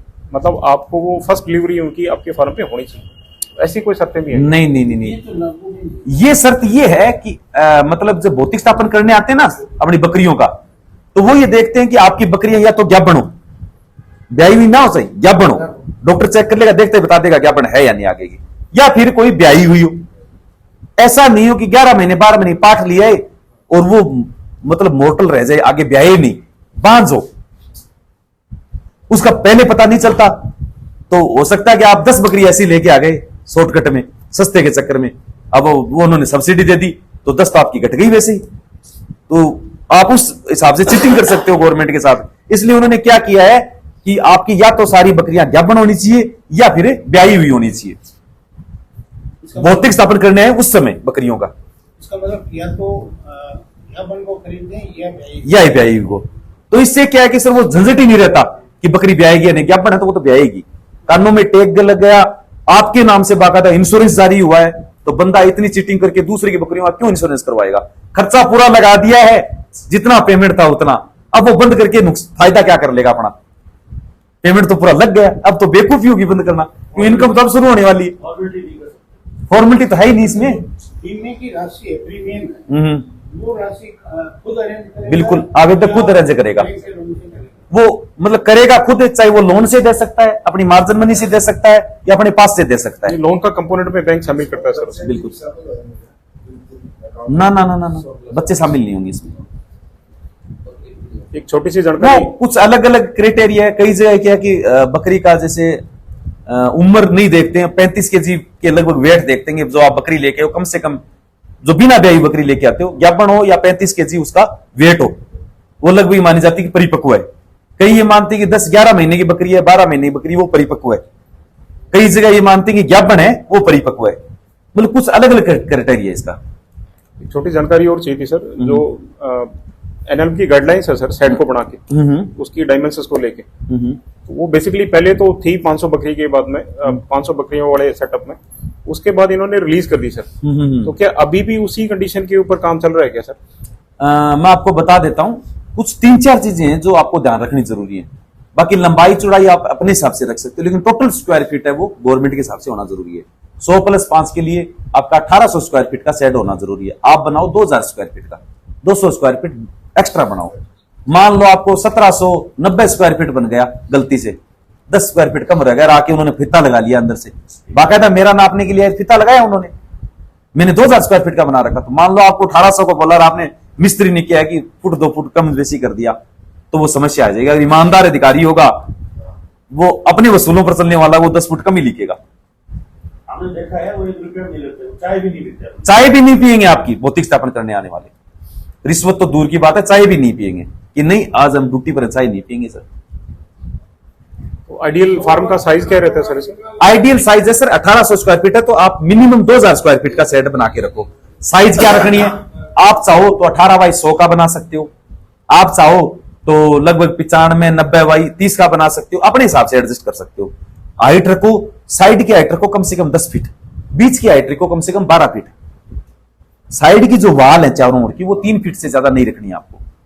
पिलर है वो आप लोहे के भी दे सकते हो, सीमेंटेड कंक्रीट के भी दे सकते हो पिलर। हाँ, जाली चारों ओर, फिर दीवार के ऊपर जो जगह बच गई बाकी, उस पर आप जालियां लगा सकते हो। अपनी जीआई की जाली आती है 2x2 की, 1x1 की गैप की बेल्डिंग वाली जालियां आती है, वो जालियां लगा सकते हो आप। ऊपर आप सीमेंटेड टीन भी लगा सकते हो, लोहे की टीन भी लगा सकते हो। उनके नीचे आपका लोहे का स्ट्रक्चर बाकायदा पिलर में पूरा मजबूत होना चाहिए। नहीं, एक तो ज्वलनशील नहीं होना चाहिए आपका शेड, एक ऐसा नहीं हो कि नॉर्मल से आंधी में उड़ जाए, इस तरीके का नहीं होना चाहिए। यानी सारी चीजें देखनी है, बकरियां कंफर्टेबल रहे, हाइट भी सही हो, दिखने में भी ठीक लगे, मजबूत भी हो, सस्ता भी हो, सारी चीजें ही देखनी है आपको। हाँ, ग्रीन नेट लगाई है अपने साइड पर, वो बिल्कुल बिल्कुल, उससे लगभग ये मान के चलो आपका 5 डिग्री तापमान का फर्क पड़ जाता है, 5 से 6 डिग्री। अपने जो नेट ग्रीन नेट नहीं आती 80% वाली, अपने नर्सरियों वगैरह पर लगाते हैं, तो आप उन्हें टेनों के नीचे ना लोहे का स्ट्रक्चर बना के उसके ऊपर वो ग्रीन नेट लगा के नेट को पूरी तरह चारों ओर से टाइट कर दो, फिर उसके ऊपर टीन सेट लगाओ आप। एक इसमें ये प्रोजेक्ट वो भी चल रहा है सर, इंसुलेशन बहुत महंगा पड़ता है सर, मैंने इस पर रिसर्च किया, इसी के लिए मेरे को अभी सम्मानित करने वाले हैं। ये पड़ेगा 1.5 लाख रुपए का, और मेरा वाला जो सिस्टम है वो पड़ेगा आपका, ये मान के चलो ये 2000 स्क्वायर फीट का सेट है, मात्र 5500 रुपए का पड़ेगा, मात्र 5500 रुपए का। उससे सस्ता कुछ नहीं है। मैंने वो फोम वाली सीट भी चेक की थी, वो भी मेरी 70-80 हजार रुपए के पास जा रही थी। यानी इससे सस्ता जुगाड़ नहीं हो सकता किसान के लिए। जो ग्रीन नेट आती है 80% वाली, हमने सुंदर सस्ता टिकाऊ बना के बिल्कुल। अब देखो सेट में चाहे 10 लाख लगा दो, 1 रुपया नहीं कमा के देगा आपको। 20 लाख लगा दो, 1 रुपया नहीं कमा के देगा। वो लेगा सेट आपसे, देगा कुछ नहीं आपको। देगा कौन है? आपकी नस्ल। पैसा आप बकरियों पर खर्च करो, बढ़िया नस्ल लेके, वो ही आपको रेवेन्यू देने वाली है। ठीक है, ये चीज का स्पेशल ध्यान रखना आपको। और कोई सवाल आपका? मेरे वाले में सीमेंटेड टैन है, लगभग ये मान के चलो 750 रुपए की एक टैन आई मेरी। 12 फीट लंबाई है और 3.5 फीट चौड़ाई है। नहीं, साइड की मेरी, मैंने 2 साइड बनाए हैं, 50x100, 20x50, 20x50 के 2 सेट है मेरे। बीच में बाड़ा बनाया है मैंने, बीच में उस बाड़े में पेड़ है, 3-4 पेड़ है, बड़े पेड़ हैं, वो मैंने बीच में लिए, दोनों तरफ सेट बनाया है। साइड में सर जालियां वगैरह, गेट वगैरह मान के चलो 5-1 लाख रुपए हो गया पूरा, 5-1 लाख रुपया हो गया। तो इसमें स्टोरेज वाला जो बनाते हैं सर, और हमारा सेट क्या है कि वो ट्रेनिंग सेंटर है हमारा खुद का, जो अपना गोट फार्म का ट्रेनिंग सेंटर है। वहां पर ऑफलाइन ट्रेनिंग होती है, तो अगले महीने से ऑफलाइन ट्रेनिंग का नया बैच शुरू होने वाला है। उसमें अपने ट्रेनिंग सेंटर 5 दिन वहीं रहकर आप ट्रेनिंग वगैरह ले सकते हो। तो एक मॉडल प्रोजेक्ट बनाना जरूरी होता है, तो उसका निर्माण कार्य इस तरीके से करवाया गया है सारी चीजों का, इस स्पेशल उसमें बहुत बढ़िया तरीके से मैनेज करना पड़े उसको, बढ़िया दिखाएगा उसको। हाँ, बाकी क्या है कि आप है थोड़ा सा, जैसे मैंने लिपाई करवाई है, मिट्टी नहीं डलवाई लिपाई में, जमुना रेती डलवाई उसमें, क्रेशर जमुना रेती और सीमेंट हो गई। तो आप क्या है कि वो सड़पा लगवा सकते हो सीधा, है ना। तो मिट्टी से करवाई ना, वो मसाले से करवाइए। पिलर की चिनवाई मसाले से होनी जरूरी है। आंधी तूफान में वो एक जो जी होना जरूरी है। मिट्टी वाला बीच में से कहीं से भी टूट के निकल जाएगा। हाँ, या फिर लोहे वाला पाइप, वो आपके पिलर से भी सस्ता पड़ेगा। चल जाएगा, क्यों नहीं। 3 इंची 4 इंची पाइप आराम से लगा सकते हो आप, कोई दिक्कत नहीं। वो फिलिंग करेंगे। हाँ, नीचे से कंक्रीट में आप फिलिंग कर दो, सीमेंट आप है ना, मतलब ये मान के चलो कि 4-4.25 लाख में भी बढ़िया से बढ़िया सेट बना सकते हो। कुछ चीजें ऐसे जहां बचा सकते हो आप। 3 नंबर ईंट की बजाय आप 2 नंबर ईंट काम में ले सकते हो। सीमेंटेड पिलर की जगह आप लोहे का पिलर काम में ले सकते हो, उसमें भी आपका पैसा बचेगा। बाकी नहीं, 3 ही फीट है, 3 ही फीट बस। वो एयर वेंटिलेशन नहीं होगा ना, फिर हवा पार नहीं होगी। एक छोटा सा और जो स्टोरेज उसमें बढ़ता है सर, तो स्टोरेज का साइज भी कोई फिक्स है क्या सर? या नहीं नहीं नहीं, स्टोरेज आप अपने हिसाब से बना सकते हो, क्या दिक्कत है। उसका गाइडलाइन में कोई जिक्र ही नहीं है, न कोई प्रोजेक्ट रिपोर्ट में जिक्र है, वो आपको व्यवस्था करनी है। हाँ? वो 3 फीट इसलिए कि जो इनके बकरियों की सांस के द्वारा जो नाइट्रोजन अमोनिया जो गैस निकलती है, वो गैसें क्या है कि जमीन के ऊपर ही रहती हैं, थोड़ी भारी होती है, तो 2-3 फीट तक ही वो गैसें रहती हैं। तो अगर ऊपर से, हाँ, ऊपर एयर वेंटिलेशन नहीं होगा, आपने थोड़ा और ज्यादा कर दिया, पैक कर दिया, तो वो गैसें क्या कि हवा के साथ आर पार नहीं जा पाएंगे, वहीं रह जाएंगे। तो वो वापस उन्हीं गैसों को वापस भरती रहेंगी। और बकरियां आप कुछ भी खिला दो, देखा नहीं जो चारों ओर से पैक सेट रखते हैं, उनकी बकरियां इतना निर्जल, एकदम उनकी हड्डियां दिखती हुई, क्योंकि पान कौन करो, सब कुछ खिला दिया इनको। तो उससे ये रहेगा कि बाहर कुत्ता बिल्ली कोई घूम रहा है, बकरियों को दिखाई देगा तो स्ट्रेस में रहेंगे एनी टाइम। इन्हें अपने को 2 चीज देखनी है, बाहर का कुछ दिखे भी नहीं और हवा भी आर पार होती रहे, दोनों चीजों का ध्यान रखना है। अब बाहर वो आदमी भी घूमता दिखेगा, सोचा मेरे लिए कुछ लेके आ रहा है, वो तोड़ाव करेंगी पूरे दिन, या कुत्ता बिल्ली घूमता दिख जाएगा, सारी बकरियां इधर उसको देखने लग जाएंगी, तो वो माइंड में स्ट्रेस पैदा करेंगे उनके।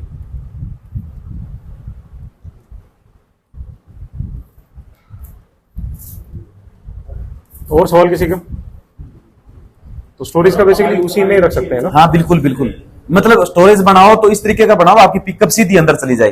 3 तरफ की दीवार निकालो, आगे का खुला रखो आप, ऊपर से त्रिपाल वगैरह सामने से लटका के रखो, पर्दे टाइप का साइड में किया, उसको पिकअप अंदर गई, झूल खोला, पूरी अंदर खाली, नो लेबर कॉस्ट न कुछ और। आप नेपियर लगाओ ना, अपने फार्म पर दोनों तरफ नेपियर लगा हुआ है, ये 12-12 फीट हाइट है उसकी। बीमार होने का कारण है वैसे तो कोई कारण ही नहीं बीमार होने का, अपनी लापरवाही की वजह से होती है, अपनी लापरवाही की वजह से। हाँ, अपनी लापरवाही, लिमिट से ज्यादा खाना खा जाएं, या बिना रूटीन के आप हर कुछ भी खिला दो, कुछ भी, जैसे है? पानी में आप काला नमक है वो डाल सकते हो। 3-4 दिन से मीठा सोडा होता है अपना, जो मिठाइयों वगैरह में डालते हैं, मीठा सोडा होता है जो मिठाइयों में डलता है, 1 चम्मच पानी में वो भी डाल सकते हो आप। उससे क्या है कि उनके खाने पीने हाजमा में कोई प्रॉब्लम होगी तो वो सही हो जाएगी। एक लाल दवा है, और किसी ज्यादा नहीं, नॉर्मल सी लाल दवा उस पानी में डाल दो, ज्यादा डाल दो पिएंगे नहीं, उससे इनका जो मुंह का जो बाहर का इन्फेक्शन है, यहाँ होता है ना बाहर की तरफ दाने से हो जाते हैं, वो है, पेट के अंदर जी जीवाणु है, वो उनकी खत्म हो जाएंगे। ये 3 चीज आप पानी में मिला के दे सकते हो उनको। एक, आप बाहर बकरियां निकालो, सर्दियों के मौसम में बाहर कुंडा पानी का भरा पड़ा है, बकरियां आते सीधे पानी में जाएंगी, तो वो पानी पहले खाली करो आप, फिर बकरियों को बाहर लेके आओ।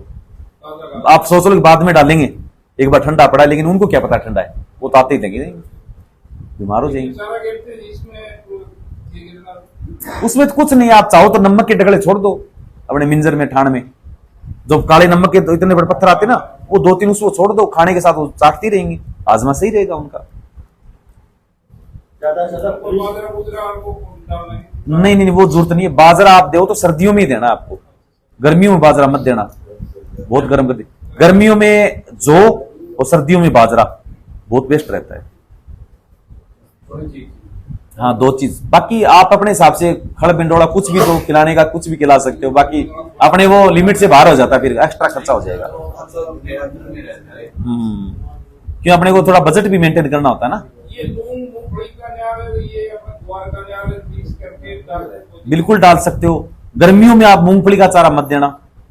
हाँ बाजरा, हाँ गुआर दो, कोई दिक्कत नहीं, गुआर की जो चारा है वो दे सकते हो आप गर्मियों में, कोई दिक्कत नहीं। मोट का भी दे सकते हो, लूंग भी दे सकते हो, कोई दिक्कत नहीं, वो लूंग जो खेजड़ी की होती है मिला के।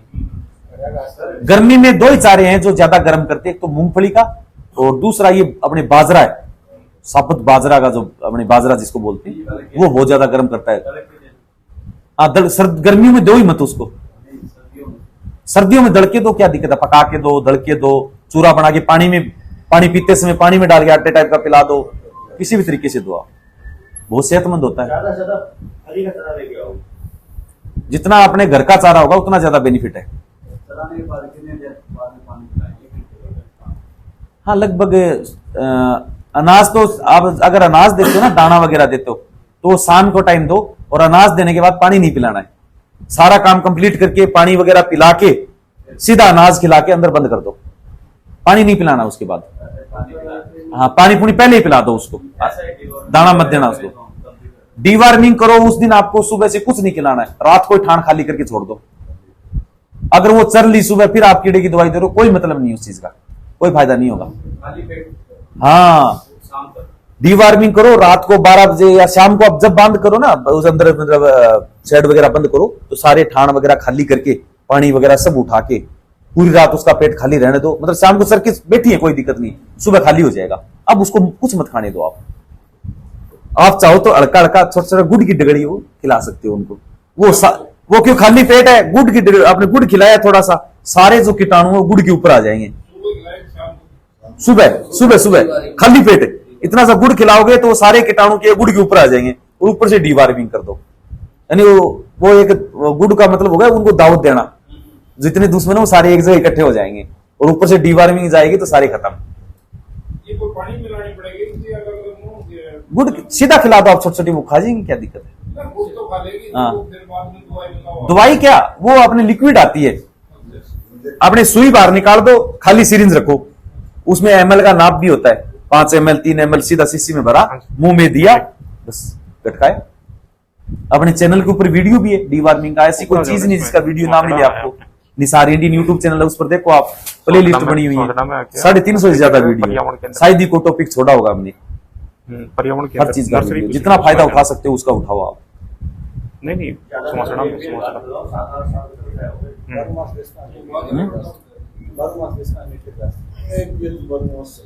हाँ कोई दिक्कत नहीं, नेपियर दे सकते हो, कोई दिक्कत नहीं, कोई समस्या नहीं।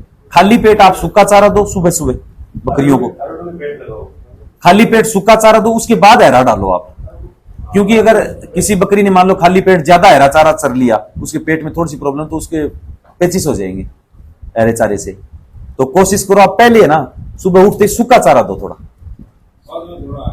फिर आप उसको हरा कितना भी दो, दिन में उसके पेट नहीं चलेगा, मिंगनी करेंगे वो, दस्त नहीं लगेंगे उसके।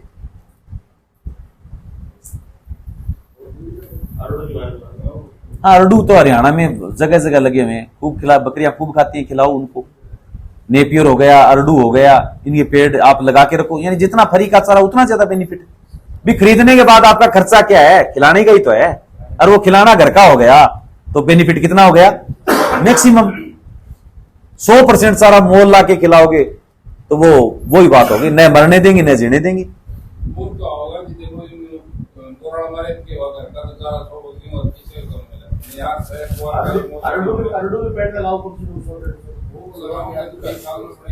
ओ 1.5-2 साल में अरडू का पेड़ बहुत जल्दी ग्रोथ करता है, बहुत जल्दी ग्रोथ करता है। हाँ बकान नीम है, ये नीम तो थोड़ा बनने में टाइम लगता है, देसी नीम तो बन जाता है।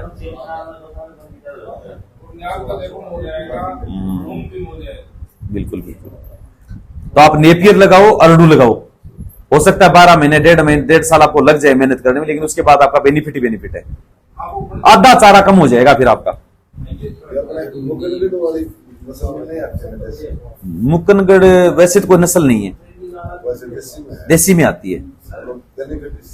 हाँ अपनी देसी बकरियों में क्या सतबेजड़ा माल होता है जिसको बोलते हैं, यानी बढ़िया भी बहुत सारी बकरियां हैं, कई ऐसी भी है कि मतलब कोई काम की नहीं है।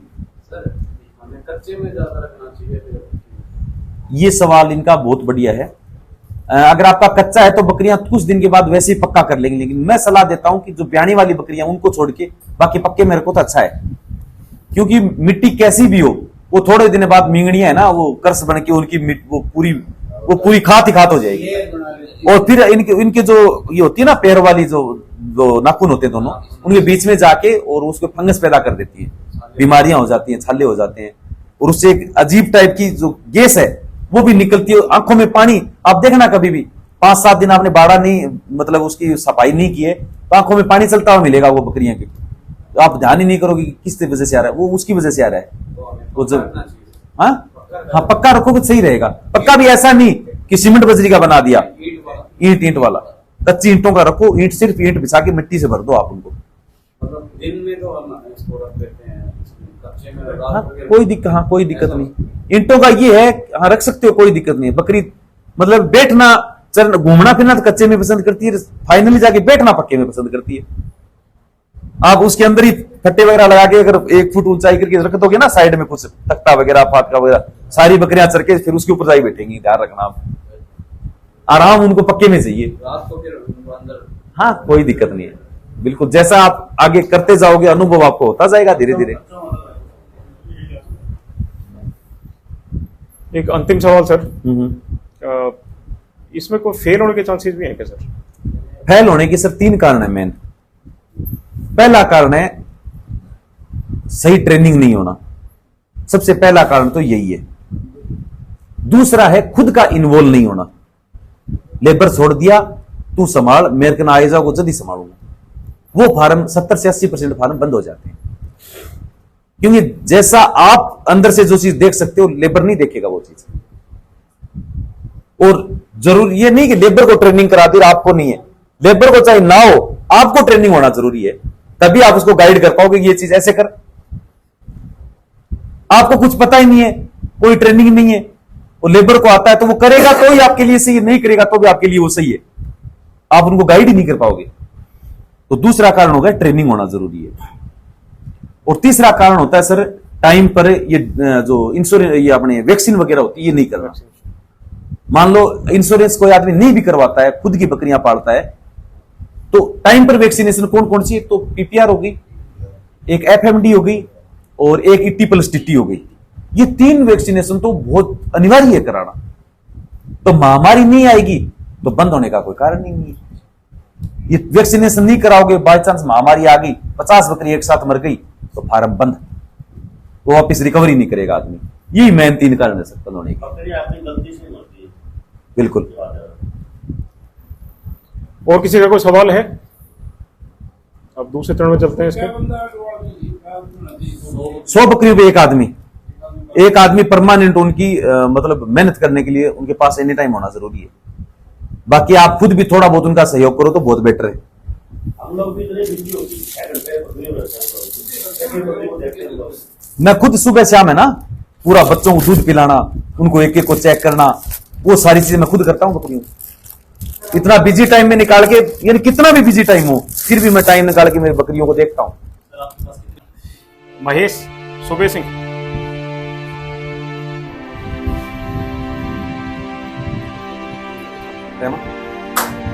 ताली।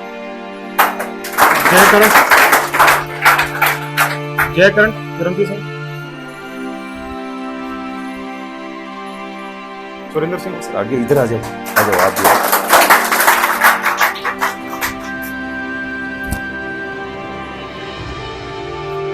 मुकेश कुमार। साधु सिंह। और सर आप लगा दो।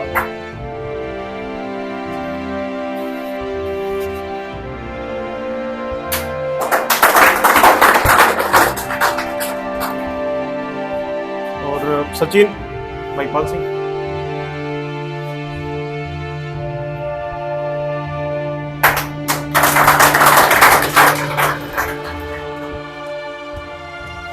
अब सर बच्चों की तरफ से एक, क्योंकि पर्यावरण केंद्र में हम जो है ट्रेनिंग करवाई है सर, और एक पर्यावरण का संदेश हम बिल्कुल बिल्कुल। बेसिकली इसका नाम आओ आओ सर आप ग्राउंड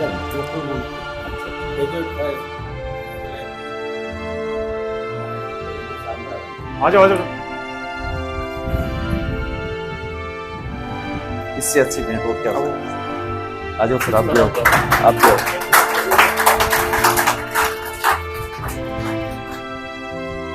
0.5 में फोटो लेना था।